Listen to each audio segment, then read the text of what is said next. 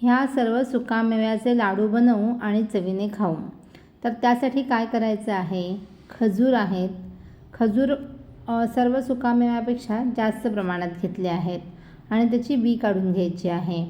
अशा पद्धतीने हे खजूर साफ करून झाले। आता काय घ्यायचं तर अंजीर, ड्राय अंजीर आहेत, त्याचे तुकडे तुकडे करून घ्यायचे आहेत। वाटीभर अंजिराचे तुकडे करून झाले। आता घेतलेले आहेत पिस्ता, पिस्त्याची सालं काढून घ्यायची आहेत। पाव वाटीपेक्षा जरा जास्त पिस्ता घेतला आणि नंतर घेतले बदाम, बदाम असे तुकडे करून घ्यायचे आहेत, थोडेसे दुखवून त्याचे तुकडे करायचे आहेत। अशा पद्धतीने ही तयारी करून घ्यायची आहे आणि काजू अख्खेच ठेवले आहेत। आता पंच सुकामेवा लाडू असं आपण ह्याला नाव देऊ शकतो। तर आणखी काय केलं तर गॅसवर ठेवला पॅन, त्यामध्ये टाकलं तूप आणि अंजीर पहिले व्यवस्थित परतून घेतलेला आहे। अगदी छान खरपूस वास निघेपर्यंत म्हणजे त्याचा एक छान असा सुगंध येईपर्यंत आपल्याला छान परतून घ्यायचे आहे। त्याचा रंगसुद्धा बदलला आहे बघा आणि मिक्सरच्या भांड्यामध्ये काढून घ्यायचे आहेत। नंतर त्याच तव्यामध्ये पॅनमध्ये आपल्याला काजू परतून घ्यायचे आहेत।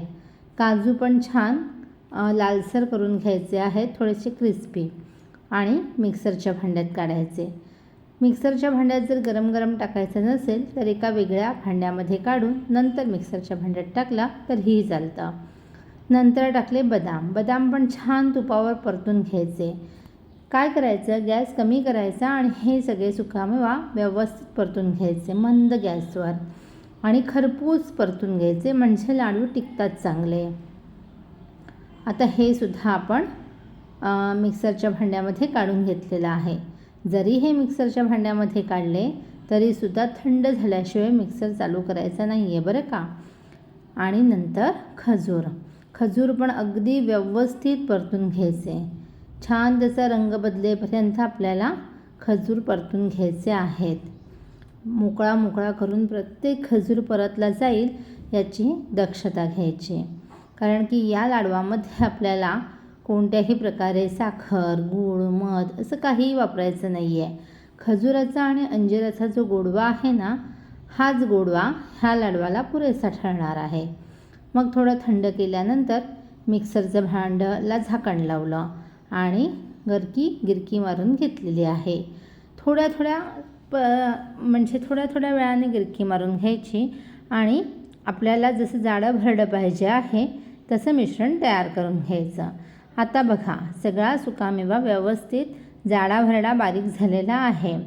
मग काय करायचं तर व्यवस्थित कालवून घ्यायचं, थोडंसं कोमट आहे तोपर्यंतच छान एकत्र करून घ्यायचं। थोडा जोर लावावा लागतो पण गोळा मात्र मस्त तयार करून घ्यायचा। त्याने काय होतं तर त्याने आपल्याला पटकन आणि सुटसुटीत लाडू वळता येतात।